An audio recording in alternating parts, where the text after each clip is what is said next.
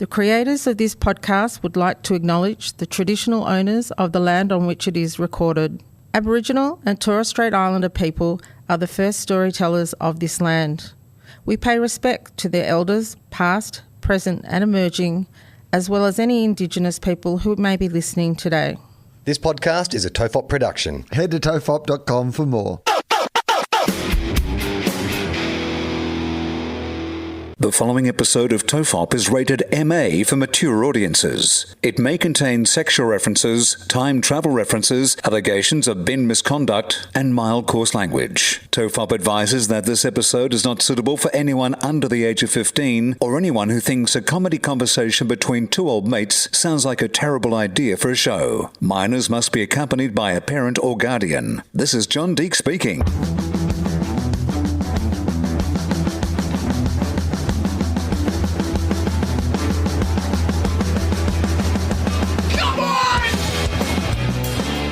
Everyone relax, this is TOFOP. I'm Charlie Clausen. I'm Will Anderson. Hello and thank you for watching. Relaxing, Will, is something I wasn't able to do a few days ago. We did a Instagram live every Thursday for Two Guys, One Cup. We do a live video where we give our tips. And it just so happened that when we recorded it, I was actually on the road. I was driving up to the Gabba in Brisbane to watch the first of the AFL finals. And I told you on the drive that I had made a huge mistake by drinking a lot of water before I got my car and then hit the Gold Coast Highway, which is a massive highway, and ran into peak hour traffic. And there's still a lot of construction and roadworks happening on that highway as well, because they are upgrading it, but it just means that for the next 7.5 years, there's going to be roadworks on that highway.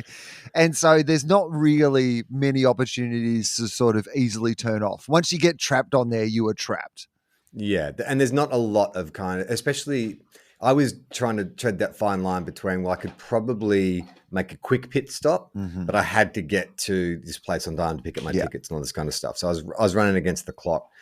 And I've been drinking a lot of water lately, trying to get like about 3 liters into my body a day. So I reckon I'd had close to 2.5 liters by the time I got into the car. And in my head, I was like, oh, well, look, if you just stay in the leftish kind of lane, whenever you see a BP or a McDonald's or something, you can just zip off and do that. But as you so accurately described, there's so much construction and a lot of shit going on. There's no easily accessible exit point. No. So I held on, and it was like, this is like a Survivor challenge. Or I'm a celebrity, get me out of here. They should just they don't need to take them to like a jungle in a foreign country. All they do is just force feed Wilbur Wilde 3 liters of water and then get him to drive from Byron Bay to the Gold Coast. Oh, man. And one of the things I pride myself on is my ability to hold on to my wee. Like, I actually get Do you really pride yourself on that? Yeah, I do. You have internal pride about that? Yeah, it's like one of those things where when I'm traveling with other people and they need to do a wee stop, I'm always like... You look at that as a sign of weakness? Weakness, yeah. Can't smell weakness without wee. You fucking beta cucks. You beta cucked by your own bladders. Soy boy. Having to go and urinate. Needing to do this completely natural bodily function. You cucks. It is. I don't know. I take weird pride in kind of like, well, I don't need to. If you're doing like a flight with multiple stops, for instance, I'm like, I'm not going to go and take a wee. Like I'll wee once at the start and once at the end, and that's it. That's it. That's it. Most people don't have to evacuate their bladders like 5 times in a trip. So obviously there is some medical stuff around this in that it's probably good training for you to be training for this, because as you get older, you are going to need to urinate more frequently. That is one of the things that happens as you get older. And obviously the more that you've built up the muscles and the control to be able to do that. This will probably pay off, right? Yeah, exactly. When you get to 70 or 80, this obsession you have for holding in your own wee will probably actually pay off for you. But at the moment, it's not actually, because I've been doing some reading on this in the last couple of days, and it's actually considered a bit of an urban myth. Like holding onto your pee doesn't necessarily train you. It doesn't train you? No, it doesn't. It doesn't. Not any more than just having good core strength would anyway. Right. It's not like you can ignore. So you have really given with one hand and taken away with the other there for a second, because I got so excited because I was like, oh, it doesn't? Oh, that makes me feel better. And then you were like, it has more to do with good core strength. And I was like, nah, back to where I was in the first place. Yeah, like you can't not exercise but hold on to your piss and have rock hard abs. This is my workout, man. You go to the gym, I'm just going to stay at home, drink 3 liters of water and hold on to it. We're both working out. So I got about maybe 40 minutes from Brisbane City, and the traffic's shocking. Like the time I was driving was the worst time to be driving into a city that only has like 2 access points via bridges, single lane bridges. And so I also was using the inaccurate map. I wasn't using my Google Maps. I was using the sat nav in my car, which is like, I don't know why they even bother equipping cars with sat nav. They're so like arbitrary and inaccurate. It's like, oh, you'll be at your address in 15 minutes. And then like fucking an hour later, I'm still in traffic. So my car's got a sat nav that it's like got a touchpad. And when I was buying the car, the guy who's showing it is like, you can like scribble on the touchpad with your, put the address just like on your finger and it'll like come up on the screen and it'll go to the address. I tried that once. It absolutely does not do that.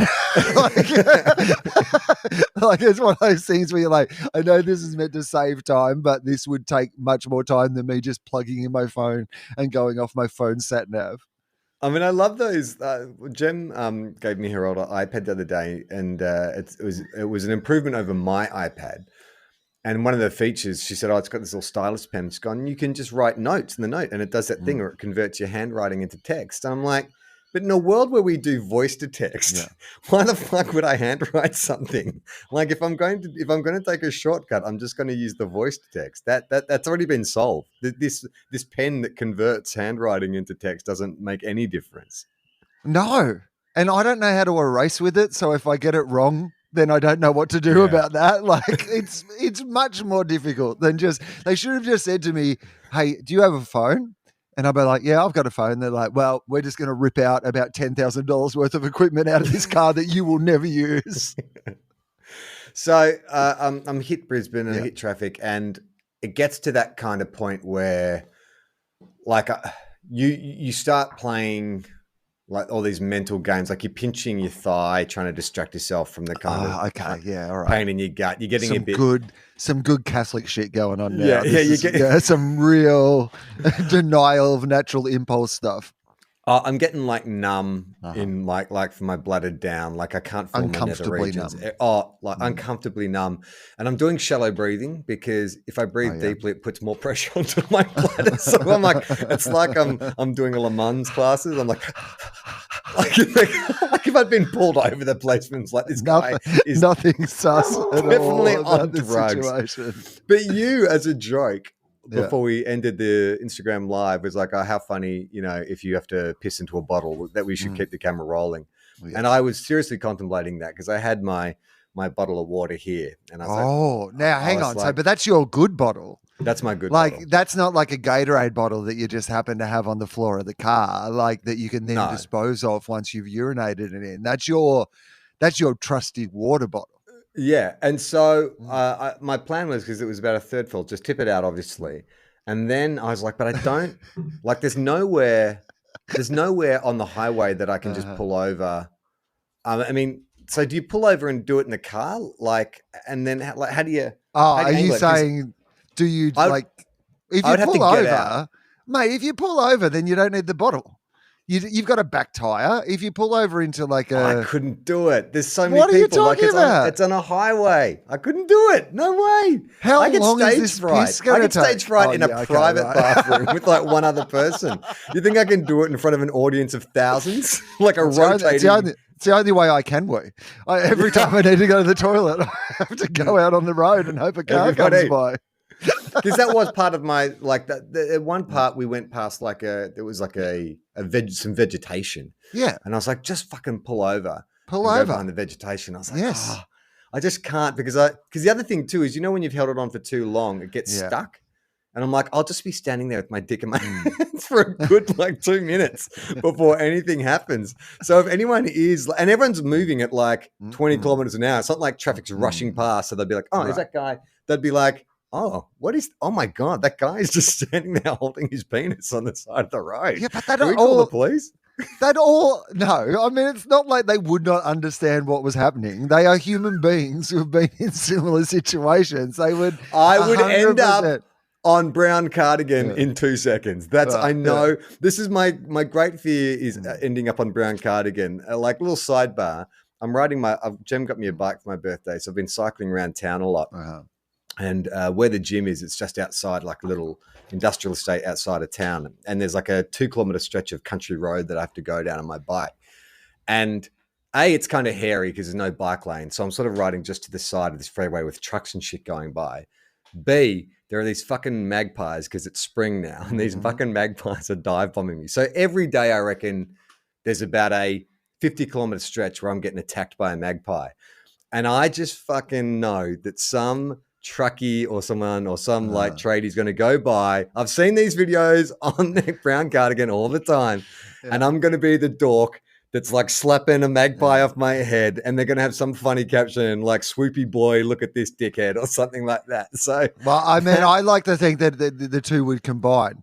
So as you're trying to have a wee on the back tire of your car, you get swooped by a magpie.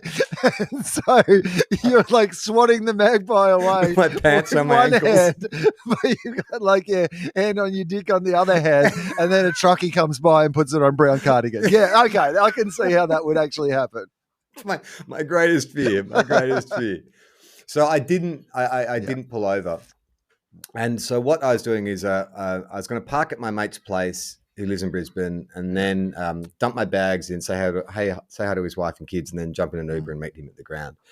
And so I finally it's so dumb. Like about 2 kilometers from his house, there's like a service station, and I was like, oh, I should just pull in here, and then get it all out of the way, and then everything will be fine, can relax. But I was like, oh, you know what? You're almost there, mate. Just fucking get to the house. What get are to you the doing? house. So I made it the extra 2K to the house, and by now, like, I'm in agony, like so much pain and like numb. It feels like it's spread down to my knees. So like I'm doing this like shuffle walk, and I can't move too quick because the slightest vibration could send like, an avalanche of urine down my leg. So, and it's a Queenslander, of course, who lives in Brisbane. So I have to go up these freaking stairs. I get in. I see his wife, the dogs come running up. I'm like, hey, I'm just going to go to the bathroom. I'll come out and say it in a second. Yeah. And I go to the bathroom and I'm like, oh, God. God. But then, like I said, you've held it in for so long. It's like, it's all retreated. It's like, nah, we're not coming out. Clearly, my brain's gone. You held on to this song for a reason. There's obviously danger. So we're just going to keep it all in here. And I'm like there, like both hands on the wall, leaning, going, oh my God. Please come out. Then it does, and it is the slowest trickle. Like it and because it's a slow trickle, I'm in there for like 5 minutes as it just like my poor paralyzed penis lets this urine come trickling out. Nice to see you, but I've just got to go and spend 5 minutes alone in your bathroom before I really say g'day. Yeah. So it finally comes out, and oh my God, the relief. I go out, say good day, get in the cab. But for the last 4 days, I've had the worst pain in my gut, in my bladder, I guess. You held on too long. I held on too long. Now, there is, I read online, there is a chance of like urinary tract infection, and there is a chance of kidney infection. It's not there. It's neither of those spots. It's like, I think it's like I've got muscle. You've put a muscle trying to hold it in, haven't you? You've like, I can control this part of my body, and you've done yourself a mischief trying to hold it in a way. I have got a stitch. I got a stitch in my bladder. Like it's been so sore for the like all these beta cucks. I was wrong. Apologies to all you beta cucks. we freely. Yeah, who we freely. Which of course is Freely's son. Yeah, the one that he pushed down the stairs. I think that's a bonus episode of Patreon. I don't know, or maybe it wasn't.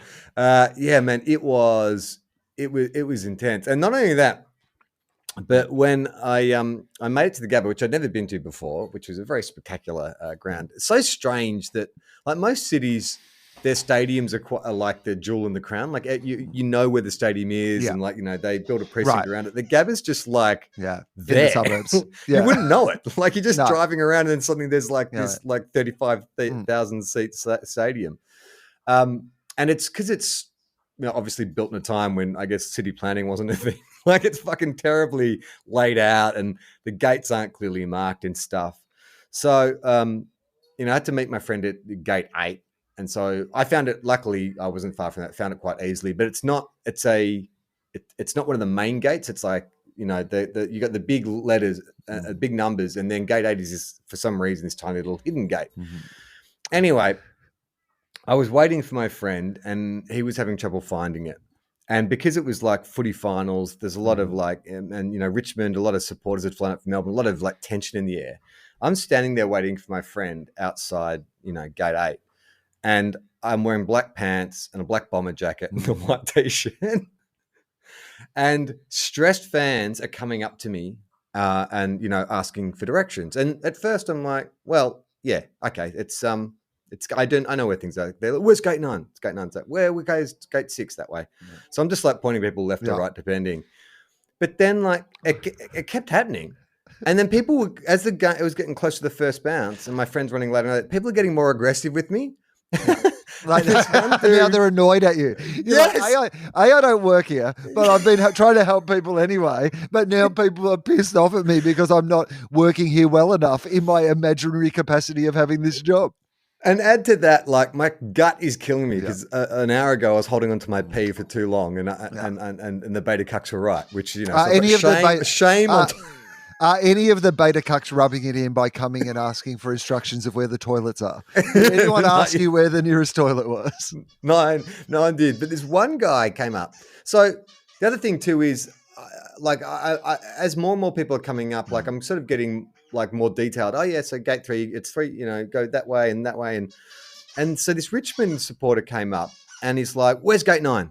And I said, it's that way. And he's like, what do you mean that way? And I said, we just go around the car park, down that street, down there. Yeah. And he's gone to me. The direction that I pointed, that's what I mean by that way. Yeah, but he's gone to me and very like close to my face. You're fucking kidding me. And I'm like, nah, mate, I'm not fucking kidding you. And guess what? I don't fucking work here. And what did he say to that? Well, he was like, yeah, well, what am I meant to fucking do? And I'm like, yeah, look, hey, we're both pissed off, okay? Right. But don't yelling at me. He's not going to solve anything. And he storms off, and then he stops, and he comes back and says, I'm sorry, mate. I'm just a bit stressed. Well, that's good. I'm glad that he actually realised and took the time to come back. It's where it hasn't happened to me in a while, being like asked for people thinking I work in a store or something, but even if I did work there, that's no way to talk to someone. You know what the thing is? I do kind of get it. Like in what you would be dressed in, you're also like, you give off a vibe. I give off a cop.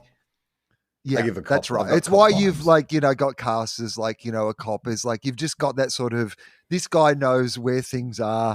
He'll help us out. He's approachable. You've got that sort of vibe. I never get that. This is a guy vibe. who can hold on to his piss for hours. Right. Yeah. I'm over in the corner with I'm not there because I'm at the toilet, or I'm finding a bush to wee behind because I'm a soy boy beta cuck who can't hold on to my wee. But nobody's ever thinking that I know where shit is. No one's ever coming up to me and asking for directions, or where, like, if somebody saw me lingering by gate 8 and they were like, we need to know where gate 9 is, they'd be like, fuck it, let's just find it ourselves. That guy clearly doesn't know. So is that what you're saying? I need to look more incompetent? I mean, you have a look of competence that belies your general incompetence. Hey, I finally watched Woodstock '99. Oh yeah, week. Okay. No, the Netflix one. I haven't seen the other one. I'm not sure what that one's on. So Trainwreck. Trainwreck. Woodstock '99. And foremost in my mind was your question of when would you have left the festival? Which I think when would you have left? That's good. Yes. End of day 2. I think because day 1 goes relatively okay. That's before, like, it's been one hot day. You've had one vaguely threatening performance by Korn, but even most of the people in the interview said, it actually went off pretty well. We realized it was a different vibe. But day 2, when it's like 40 plus degrees, you've had one day of like drinking and drug taking. So you're coming down, you're feeling a bit shit, can't find any shade. A slice of pizza is costing you $15. A bottle of water is costing you $12. I think by day 2, and then the day, was it prior to Limp Bizkit or during Limp Bizkit that the fucking the tower comes down, one of the sound towers? I can't remember if it was prior or during. But I think after that show, I would have been like, yeah, I think that's enough. I think there was actually a girl in the documentary who said, we've just packed up after night 2 and got out of there. I think that's... after they ripped down the sand tower. Yeah. I would have heard about that at home. My friends would have still been there and been like, you would not believe what happened tonight. They tore down the sound tower because the minute there was no clean water and people were dancing around in sewage, I would have been. That was day 3. Nah, they were in day 2. There was already like the water was pretty fucked by day 2. Right. Yeah. Well, so I remember Rage Against the Machine doing Big Day Out in like 2008. When is it? Flemington? I think you were there. I was there. And people were scaling the camera towers there as well. Do you remember that? There was like a bunch of people climbing the towers. And I remember that thinking it was pretty hairy. But my concern was more that this drunk idiot's going to fall off and die. Yeah, hurt themselves. Not that they were going to tear the tower down. And then set it on fire. I mean, it's amazing. I went into this documentary assuming, because I'd heard a lot about it and the other documentary, that it's like, oh, okay, this is going to be like a damning indictment on, young white males. They ruin everything. But I didn't come out of it feeling like, I feel like that was like an element of it, but I feel like it was a pretty decent element of it. Like it was a huge through line, but it wasn't the only thing. They weren't the only thing. I think that they were the foot soldiers for a very corrupt system. Like they basically were just the SS of this fucking completely corrupt music festival that was trading off the brand name of a hippie love-in. Yeah. And so I can imagine, because I went to the Guns N' Roses concert that was probably the most equivalent in terms of once you got locked into this, barren space with no shade in 40 degrees and they start charging you water. So I got it. Like I remember I was 15 when I went to the Guns N' Roses concert, and this was back before kids. You got to remember there was a time when bottled water wasn't a thing. Like if you wanted a drink, you just drank from the tap. And so in 1993 or whenever it was, 94 to 1993, to be somewhere where someone's telling you, hey, you can't drink from a tap, you've got to pay $5 for a bottle of water. That seemed insane to us. Are we missing an opportunity here? Because this Woodstock 99 documentary, I mean, both of them, this one gives you more of a sense of like that it was still kind of fun. Like what I quite liked about this was because they have a whole bunch of people who were there that were like, it gave a real sense of why people stayed, that they were still felt like they were part of something, that even though things were going terribly, it was like... They survived it. They survived it, right? And they like kind of have that memory. You're right. That Guns N' Roses show is absolutely the equivalent of that. You were there. Yeah. Is there a documentary in that? Surely there's a Woodstock 99 style documentary in that Guns N' Roses gig there. There was a big retrospective article written in The Age about 4 or 5 years ago where they went and sat down with like 5 or 6 different people who were involved in it. But there could be. I don't think it was there's not as many flashpoints as there were. Right. Like the Woodstock is heaps darker. Like as far as I know, there weren't like a bunch of like assaults and stuff happening at Guns N' Roses. No, but I still imagine there was some pretty, like, I mean, because kids were drinking out of puddles and stuff, and like, I was one of them. I remember finding because the other thing that fucked up with Guns N' Roses was like getting in and out was really badly organized. Yeah. So it's just like a few shuttle buses leaving from Flinders Street Station for I don't know how many 40,000-50,000 people, and so we were meant to leave. The show finished at midnight or 1 or whatever it was. And then we were there till like 6 a.m. And I remember like just lying on the mud and finding like a half buried bottle of something and just being like, I'm going to fucking drink this. I don't know what, I'm so thirsty. I don't know what was in it. and just drank this. Could have been urine for all I knew, which is probably why I now refuse to wee. Can I ask you the question about the Red Hot Chili Peppers playing the song Fire? So they go out there, Yes, and things are on fire, and Yeah. they choose to play the song Fire. Discuss. it was an odd choice, and it's an odd choice too, considering like when they were off stage, they had to take a break when all the fires broke out, and the organizer was like, "Hey, can you go out and settle down the crowd?" I did think that was strange because I got confused. I thought that, like, in my understanding of what happened was that they were one of the good guys that went out and were like, "Hey, you know, everyone just chill out." But it didn't seem like it from that. No, it did not seem like that at all. What about the Fatboy Slim story where he's playing and then these guys come in? They've commandeered. They stole a bus, drive into a crowded rave tent in a bus. It does, like I've always said about The Simpsons, like what I think they do better than any other show is satirize mob mentality, like how quickly things descend when there are like no rules. And that's what it felt like, was just like when people feel like there is no consequences, they'll go crazy. I mean, it was, like that moment where you're like, let's steal that bus. And now let's drive it into the fucking rave tent while Fatboy Slim is playing is, it's not people thinking straight. It's fair to say. So if you're the artist, rather than, okay, you're a punter, if you're Fatboy Slim, like at what point, if you're not being threatened physically, like no one's throwing bottles at you or anything like that, but you can sort of see, God, there's a lot of people in here and I can't see a lot of security and stuff. Do you just go, oh, well, I guess I know what they're doing? Or at some point, do you turn to someone and say, hey, like, I don't know, we should keep playing? Well, I mean, I thought what you could see from him was what the conundrum would have been as an artist, which was, I think we've got to stop playing because this is a dangerous situation. But if I stop playing, is this going to become a much more dangerous situation? Yeah. Because it feels like me playing might be the only thing that is keeping some of these people from burning this entire place down. I felt like I identified with him the most because, like, I always give people the benefit of the doubt. Like, I very rarely think things are going to go shit. And so when he saw that van driving into the crowd, his brain initially went to, oh, I guess they have a mobile dancing platform. Yeah. This is fun. What a fun thing they're doing here at Woodstock. You can apparently just drive a van into a crowd. This is rad. This place is going off. All right. I was like, right about now. That's what I would have done as well.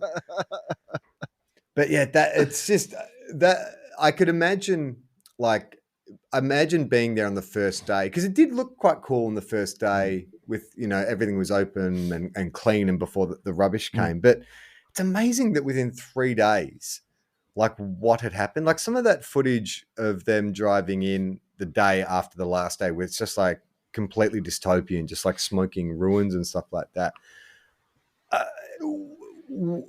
Like, are you claiming insurance on that? Like, are you insured for riots if you're Woodstock 99? I mean, I don't even know how that works. Because there'd be some kind of culpability, right? Like the owners of that Air Force base must be like, hang on. Like, I mean, to have an airport hangar set on fire. They're like, we've been to war zones. And this is not appropriate. Like, we will go to other countries, but we always leave our area tidier than when we found it. I mean, I do remember in 1999 hearing about Woodstock 99, and like, it's, my memory of it was more like Rolling Stone articles saying, oh, it's like a crass commercialization of the spirit of Woodstock, and which it certainly was. Yeah, absolutely. Yeah. I mean, the irony of it being on an Air Force base, peace and love on an Air Force base. And who's the dude, the organizer who did the original one and then he's come back? The guy, he's all like, he's one of those fake hippies where he's like, oh yeah, he's like Steve Jobs. He's like, yeah, I'm a hippie, but he's obviously just an ardent capitalist. Well, you know what so there's two guys in particular from the original Woodstock, right? So there's the hippy dippy, long haired, Curly head guy, yeah. curly haired dude, like you said, he's got that very much that Steve Jobs sort of, ethereal, hippie for humanity, but clearly trying to make a heap of money. And then there's the other dude, the one who's interviewed a lot more, and like should stop talking, should stop being in these documentaries, because every time he opens his mouth, he makes the situation worse. Like he says things out loud that he shouldn't be saying, but if he is saying, should only be saying behind closed doors. Like he's the one who's constantly, every time they bring up like sexual assaults, mentions that, but the women had their tops off. And you're like, yeah, but again, why is someone letting you say this out loud? Why did you agree to be part of this documentary? Yeah, and then it's like the Limp Bizkit of it all. Like, there's one journalist who I think he was the young videographer of at the time in '99. So this is what's cool about this version. If you've only seen the documentary version, the other version is this one obviously is told through the eyes of a lot of people who were there in the first place, and a lot of these people have footage, whether it was like personal footage that they were taking, or in this case, like they were journalists working on, like the actual event, and they have like footage from the time and could tell the story. I thought that was really compelling about this version of it. Yeah. And so one of the videographers, he's sort of telling, because the flashpoint was, I guess, day 2 when Limp Bizkit played their set, and that's when everything fucking went crazy. And he word for word repeats like Fred Durst's little preamble before break stuff. Yeah. And it's like, because they keep cutting back and forth between Fred saying it, him saying it. I'm like, oh my God, like how significant was this moment in your life that you have like memorized these words? But watching it again, I sort of feel like, yeah, but it's Limp Bizkit. Like you invited Limp Bizkit to this show. Like Limp Bizkit just did what Limp Bizkit do. I'm not saying that, Fred Durst couldn't have gone out and calmed the crowd down, but what do you expect? Yeah, it's not. What do you expect? He's not Sting. No, he's not the man for a calm this situation down scenario, right? Like, you bought like that's. I agree with that. That like you are expecting someone to not be what they are. The problem is that you had Limp Bizkit. It's not like they. Well, this is the difference between like what's the song called? Break? Is it called Break Things? Stuff. Break stuff, right? Like. At least that's their song. You knew they had that song. They were probably going to play that song. They probably played that song at every other live gig that they've done. They played Break Stuff, right? So, like, that's the Red Hot Chili Peppers. They did a cover of Fire. That's not even their song, guys. Like, I mean, you don't need to drop this one in. No one's going to miss it. And how's Gavin Rossdale coming out after Korn? Korn tear up the first night. And then shirtless Gavin Rossdale comes out with his fake Pearl Jam band, Bush, to do that set. I actually was like, I had such a moment of cringe when it's like, oh no, like here comes shirtless Gavin Rossdale like the crowd is so fired up after Korn.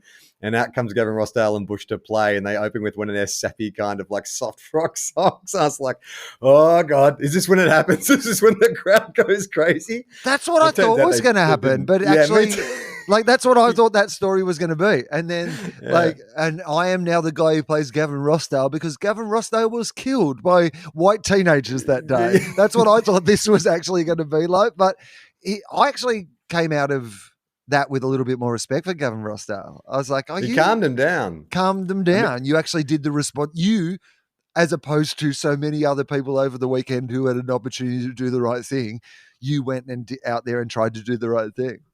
Well, I thought this was a really telling moment when they're backstage with MTV. Limp Bizkit comes straight off, and like one of the first things that Fred Durst says is, "It's not our fault."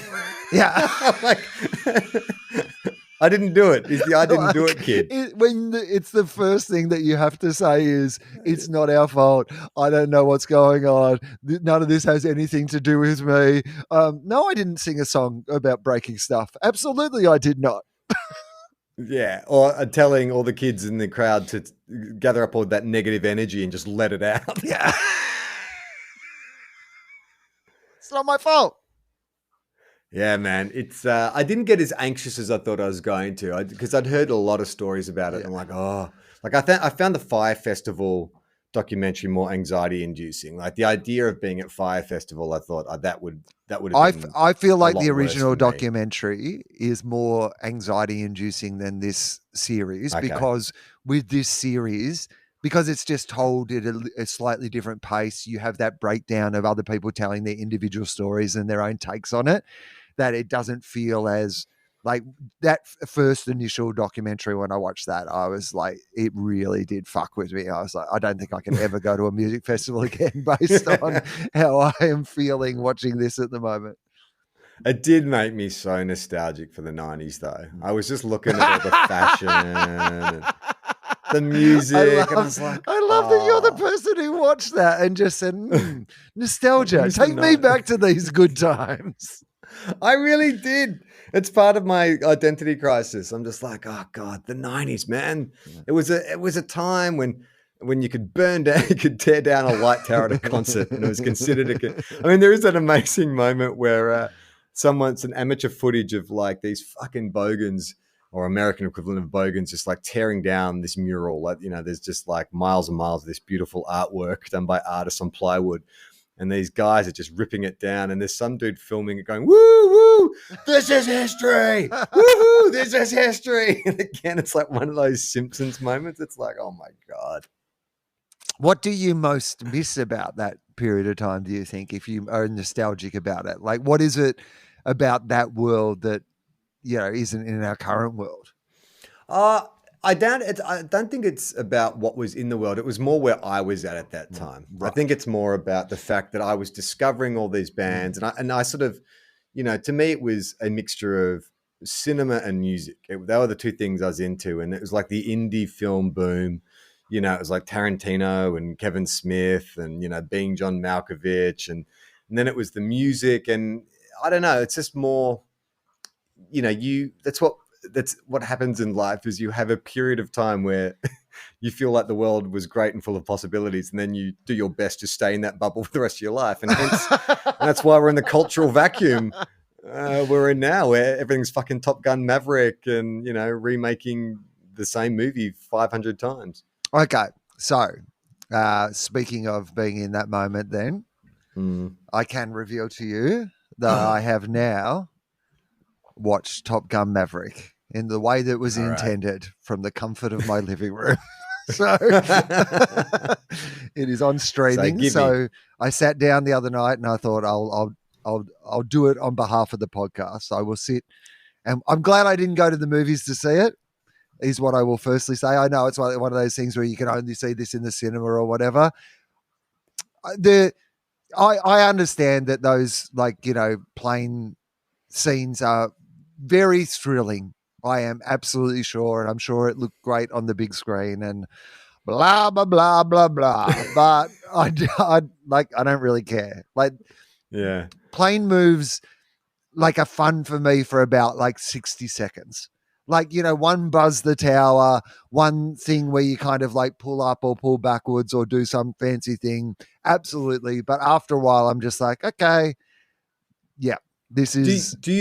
Do you think if I showed you a compilation of flying scenes from the first one to this one, you could tell which one was which? Like, do you think this is significant? I think if you showed me a compilation of flying scenes from the first movie and this movie, that would end the podcast. I'd be like, what are you doing to me? Why are you torturing me in this way? You've taken out the bits that I might be interested in and just left me with the bits that I do not care about. I didn't think it was as bad as I was expecting, right? But I certainly didn't love it. I certainly didn't have that sort of feeling that people it's the greatest film had ever where made. they absolutely loved it. I didn't understand that. I didn't think it was terrible. Thought it was one of those movies where I thought it was fine, but I would absolutely never watch it again. There's nothing in it that I needed a second look at, or a second version of. Well, I mean, it's because you had a really good primer. I mean, I think if you just watched it cold the first time, you might have to go back and go, did they really dress Miles Teller exactly like Anthony Edwards? Well, so the thing that I don't get, so I actually think that it's even weirder than you had explained to me. Oh, okay. Because the logical inconsistency of how they tell that story in the movie is just so terribly done, because they have all the ingredients of how you could have told it properly and very easily, but they get so messed around in the idea that, well, see, what I didn't really get was that Rooster and Maverick have had some sort of relationship together that was only soured by the fact that he pulled his application to like Navy pilot school or whatever it was. You know, that it's at that point that it seems to have all gone pear-shaped, right? And then that initial scene where, everybody else is in uniform in the bar and Rooster comes in Goose cosplay, and then sits down and plays Great Balls of Fire as Maverick. To me, the only explanation for that entire scene is that he's doing it on purpose to get inside Maverick's head. Right? What a twisted psychology. The only possible explanation for his behavior in that moment. Like he knows Maverick. He sees Maverick at the bar. He doesn't. Dark and twisted.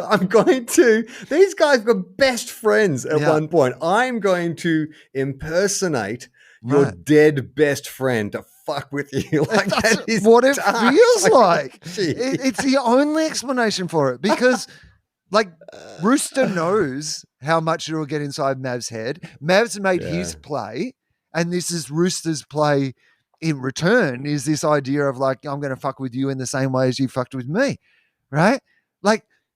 There's so many weird bits about it, because if Rooster is so mad about this and thinks that Maverick, because there is this weird thing when they then try to play with the idea of does he think that Maverick's responsible for Goose's death? And I'm not sure that he actually does think that Maverick is responsible for Goose's death. It's more about the fact that he pulled his application for the flight school, and then it gets really messy. And then the resolve, which you just know is, the resolution of it is just so, again, the message of this movie is terrible. It's just so terrible, because the one thing that comes down to the message of the movie is don't think, do.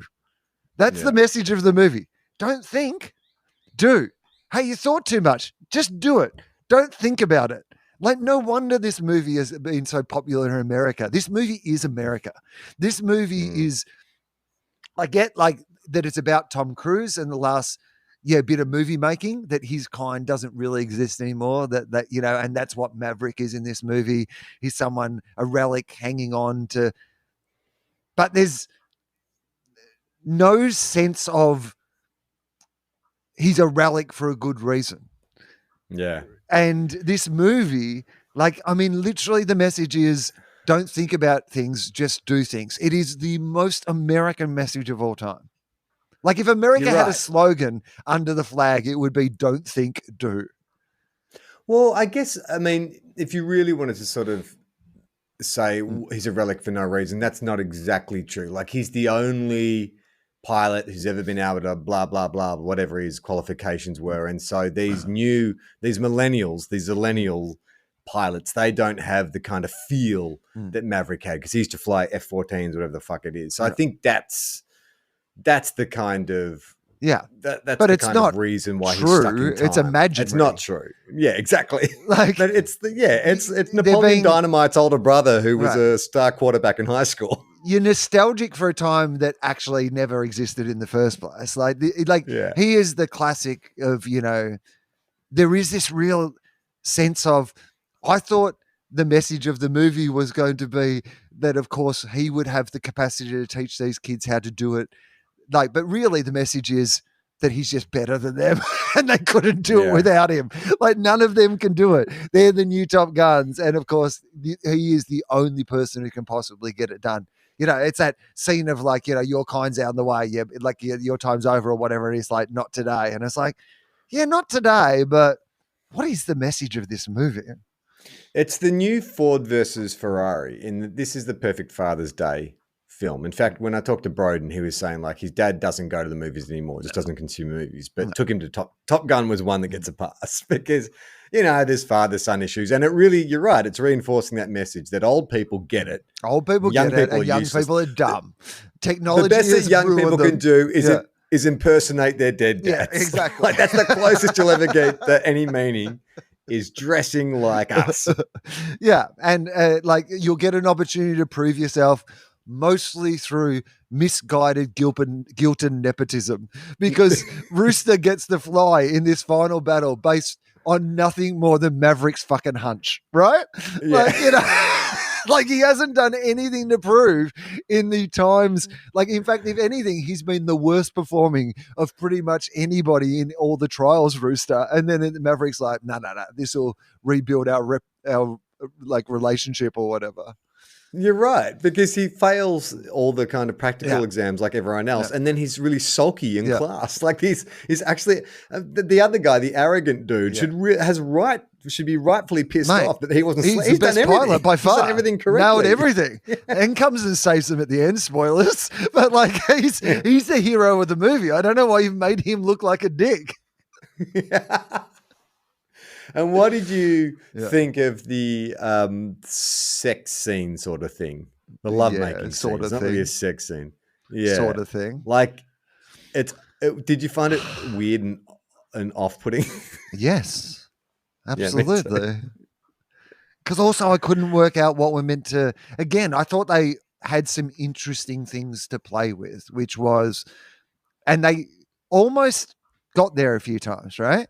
Like they almost understood that he is actually a figure that can be pitied, or a figure that, that the truth of it is that he has something in front of him that would actually be good for him, but he can't, like that his ego and whatever he needs to prove, in the air is like stopping him from like, having what he actually needs on the ground and in his real life. And they did touch on some of those things, but gee, they really just like hinted towards it rather than grappled with it or dealt with it. The most emotionally connected I felt to that film was when she rings the bell and he's got to buy the bar around, because I was like, oh, fuck, how much is that? And then I started thinking, what would I do in that situation? Would I just refuse to pay? Because let's say that, how many people do you reckon in that bar? Maybe 200? Yeah, 200. 150? 200? Let's say 200, $5 a drink. So it's like $1,000. That's a fucking lot of that's not just a practical joke. That's significant. That's like someone's rent, or like a fucking down payment on something. Like that's a lot of money. I mean, it's a practical lesson in not disrespecting women, though. Like she's just decided, like, I'm in this mostly male environment. I'm literally going to have to ring a bell, like, to make sure that I am treated. I actually thought, in a way, like, I mean, obviously the power dynamics of it are not played in this way, but in my head, that bit of storytelling made some sense to me. You're running a bar where the majority of the people in that bar are men. They have this very sort of arrogant military, like, energy towards them, that alpha sort of energy towards them. And you need some way to make sure that you're not constantly being hit on and disrespected by the people who work here. Here is the rule. I have this bell, and it's what you're talking about earlier. She's using mob mentality as her weapon, right? Yeah, She's weaponized this idea that she doesn't peer need pressure to enforce it. The bell enforces it because everybody else, she's like got them on the side. The person has to buy a drink for everyone in the bar. That gets the mob on your side, and the mob are also the people who are going to enforce your rules. Like, to me, that was actually, I was like, oh, this is a clever dynamic for being able to manage like a tough situation if you were like a woman running this bar. Most sets I've worked on have a rule that if you bring a phone on and it goes off during a take, that you have to buy the crew beer. And it happened to me once, and I was like, oh, fucking like everyone, ha, ha, ha. And so I went to get some beer, and I went with one of the crew members, because the bottle shop was around the corner, and I was just going to buy like Tui's New or something. And he's like, oh, no. Like, you're buying some imported beer. Like, you're buying. And I remember I was like Maverick at the time. I was like, but this is the difference between like, $75 and 150. Like, come on. And he's like, no. And I was like, oh, okay. Shakily had to hand my can over to reward the crew. There's something that I imagine that they don't do to everyone, but they think the cast, they can bloody penalize them. Yeah, absolutely. But I thought that was like that part of that story I didn't mind. The bit of it that I did not believe in any way was that if Mav is this legendary Top Gun pilot, the best of the best, the only guy who can fly these sort of missions, and he is best friends with like one of the, biggest admiral, most powerful men in the military, and that he's a legend of the Top Gun program. The idea that all these young gun Top Gun pilots did not recognize him in that bar when he looks exactly the same as he did when he went through the Top Gun program. Is like if he was an old man, like if he looked 30 years older, you'd be maybe like, yeah, who is that guy with the beard in the corner? Yeah, you never believe it. That's actually Maverick from the, the legend. But they're like, yeah, who's this old man? And you're like, it's Maverick, the most famous pilot in the thing that you did. What about the double football scene? Did you like that? Oh, a little homage to the shirtless, but weird Tom Cruise shirtless. Like, I haven't seen it in a while. I'm like, oh, I don't know about this. I mean, how old is Tom Cruise?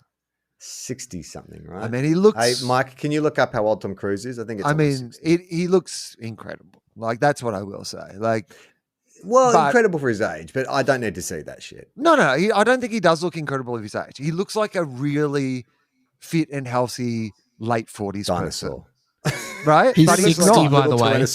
He's 60 years old. He's 60. Right? Fucking yeah. So he looks like a good, like mid 40s, late 40s. Yeah. But the fact that he's 60 and looks like that is weird. There's just that little bit of it where you're just like, you can see the effort that's gone into it.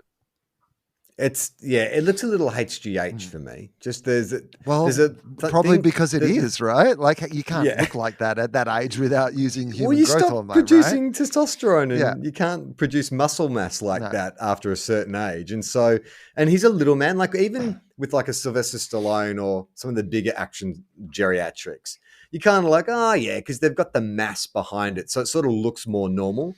But he's got these little compact, little bulging muscles on his little petite little frame. And I don't know, he just looked like this, to me, he looked like a lumpy little Tyrannosaurus Rex. He's got these little big barrel chest and these little short arms. It was just like, I get that, he felt like, I work hard for this and I don't fucking drink and I don't smoke. And Xenu has blessed me with 1,000, 1,000 blessings. I must. I mean, did you find that was it? I mean, it's sort of hard to separate Tom Cruise from the Scientology stuff, but part of me was like, what's the Scientology angle with all of this? Like, I get the feeling there's some metaphor, some Scientology metaphor here about like thetan levels or something like that, that in the same way that Tom Cruise, the celebrity, has preserved himself in time, Maverick has preserved himself in time because of Xenu, something like that. I mean, interesting. If it turned out that Maverick was a Scientologist, do you think that would be too on the nose? Oh, see, that should have been what the twist was, right? Like, that he's the reason that he hasn't like graduated through the program is that he just got way too into Scientology. That's great. Like, I mean, he's the greatest pilot of all time, but just don't bring up. When he's bonding with his class, first lesson is they'll have to use the E-meter. They all get up and they sit down and hold on to the E-meter. So firstly, I'm going to give you all personality tests. So they're free. It's okay, guys. I'm going to give you some free personality tests. Now, we've got a bit of mail here that's, it's been a very, between 5 and Top Gun Maverick, we've had two very dominant themes in this year's TOFOP. The questions aren't so much, these emails aren't so much about people defending or bagging Top Gun Maverick, but more explanations around facial hair, because obviously last week we were just discussing the idea. So this is from AJ, who said, my dad had a perfect mustache in my memory. He was an army man, and he was the picture of masculinity in my mind. My parents split when I was 5, and I had to grow up to that standard in my head. So I had a beard at 16. Yeah, it was shitty. I was estranged from my father for over 20 years, and then I met him. He had stopped wearing his mustache after the army. My mum made him grow a mustache. She made him wear boxers and made him chew Red Man tobacco because he was a total nerd and needed to be respected by the other soldiers. Right. He is a nerd, and we have a good relationship now. So I like that idea that Meg Ryan says to Baby Goose, "You're a nerd," Yeah. and the only way the other tiny soldiers little are going to nerd. respect Yeah. you is to grow a mustache. AJ continues, I had a mustache or a beard for 17 years, mostly because this image of masculinity I had in my mind was my father. So that makes it. I mean, that's, like they're kind of alluding to that in Top Gun Maverick, but I don't think it's as poignant as AJ has made it just there. Then AJ continues, also the dick duster. It works well in the gay scene. I stopped going by the name Andrew after a ton of transition therapy, and I'm now AJ, and shaving sucks, and my dad is cool with it. I love you all. Also, please add more time travel content. So, a lot of info in that last sentence. Well, there. firstly, Thank you, congratulations, AJ. Very nice to hear. Yeah, it's look. I think that, because there's a character in this, Bob. The character Bob, hilariously doesn't have a call sign. Bob. Oh yeah, do you know who that is? That actor? Because he's No. in. I started watching The Outer Range. He's the son from The Outer Range, and he is Bill Pullman's son. Is that right?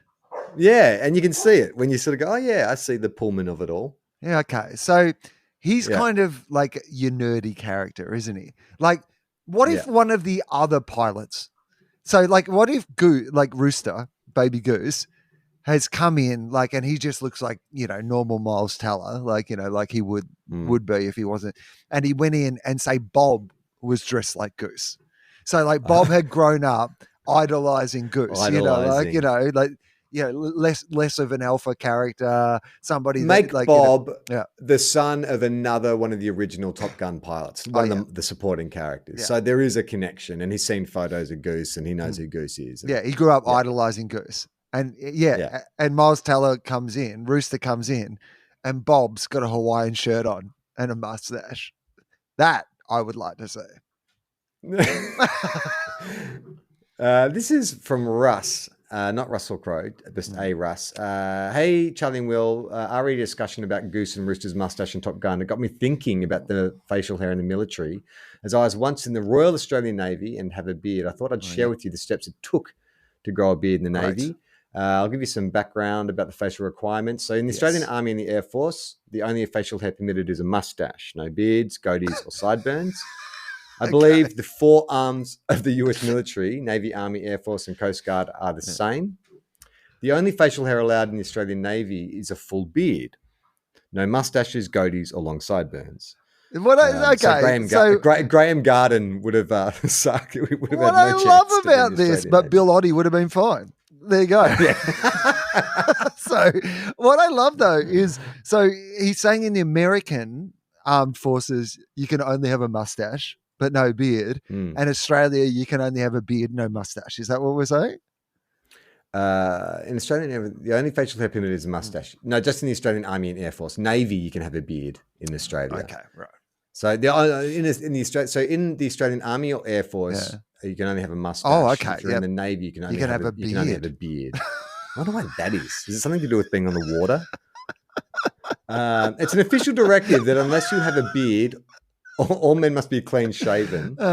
If you're found not to be clean shaven while still on duty, you can get charged. Imagine that. Dishonorably discharged for having a beard. Although, but isn't not having shaved just a really short beard? Like, that would be my argument. I'd be like, well, I'm growing a beard. How do you grow a beard other than? Okay, we're getting to that. All right. So here's a tantalizing TOFOP tidbit. For a sailor to grow a beard in the Australian Navy, he must fill out a request form asking permission, and you have it approved by a coxswain, which is the Navy's military police. Once the request is approved, you have 2 weeks to grow a full beard. 2 weeks? You'd fucking fail that in a heartbeat. Yet another years. reason I can't join the Navy. 2 weeks. I think, I would struggle to get a beard. I'd get a good shade up, but I don't know, get a full beard. But what I love During the is 2 weeks, you've got to be able to do it in 2 weeks. Like, otherwise. No beta cucks in the Navy, mate. No beta cucks pissing all over the place and not being able to grow beards. During the 2 weeks, you must carry around the signed request form. So if anyone asks why you haven't shaved that day, you have proof that you're growing a beard. So it's like when you're waiting for your new license to arrive. You've got a little handwritten note. At the end of the 2 weeks, you go back to the coxswain's office as he or she assesses the fullness of your beard. Is that part of their training? Like, I want to see a whole film about that. It's just like training coxswains to judge beards with like little rulers and stuff, magnifying glass, like a little ruler. I mean, this is like the original Are You a Robot test. Like, is this a beard or is this not a beard? The beard must connect all the way around to the jawline and to the mustache. Right. A lot of guys fail here as their beards may not fully connect to the mustache at the sides of their mouth, or it's just too patchy. Which is a very trendy beard look. It's that kind of David Beckham, Leonardo DiCaprio, where you just get like a little wispy mustache and a little bit of goatee hair. In my case, when I was posted to HMAS Watson, the coxswain thought my beard had potential. Promote that man. I'm now a 5-star general, beard division. The coxswain thought my beard had potential, so he granted me another week to let the beard grow. After a week, I went back to the office. It got approved. You might also laugh at this story.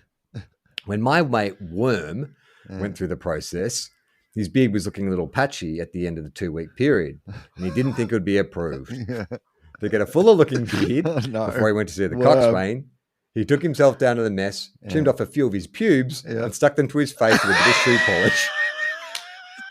Beard approved. He just MacGyvered up a beard out of just some boot polish and some pubes. A merkin. Yeah. Just slapped a merkin on his face and got approved. I just keep thinking of like Team America, when he goes undercover, he's just got like pubes and shoe polish all over his face. Just going back to your commanding officer. Anyway, it seems a little over the top if you think about it. You can't have guys forgetting to shave and just saying they're growing a beard if they get caught. I know sailors, and although I love them, there is no way of getting around the rules. So things generally have to be extremely clear and consequences are well defined. Oh, and a few times Charlie got himself a little mixed up with saying the pilots in Top Gun were Air Force. Come on, mate. Show some more respect. Always remember this saying: the Navy navigates by the stars, the Army sleeps under the stars, and the Air Force choose their hotels by the number of stars. It's a little bit of Defense Force humor. Thanks, Russ. All right, that is TOFOP for another week. Thank you to everyone for tuning in. Go to tofop.com to check out our other podcasts. Who's on FOFOP this week, Will? Gareth Reynolds. Very fun FOFOP with awesome. Gareth Reynolds. And a bit of a TOFOP hive mind because Podcast Mike, I noticed on his social media, was talking about Frankie Muniz from Malcolm in the Middle. And it turns out that Gareth and I have quite a long conversation about Frankie Muniz on FOFOP as well. So there you go. 2 Guys, 1 Cup on the Listener app. It's finals time, baby. So we'll be talking about the first week of the finals. And Patreon. Bonus episodes going on Patreon. We're just about to log off to do our special bonus app. Every 2 weeks, you get a new bonus app and plus a bunch of other great content on patreon.com, plus full videos of the show. Full videos of the major show, videos of the bonus shows. Sign up to patreon.com/TOFOP. I'm Charlie Clausen. I'm Will Anderson.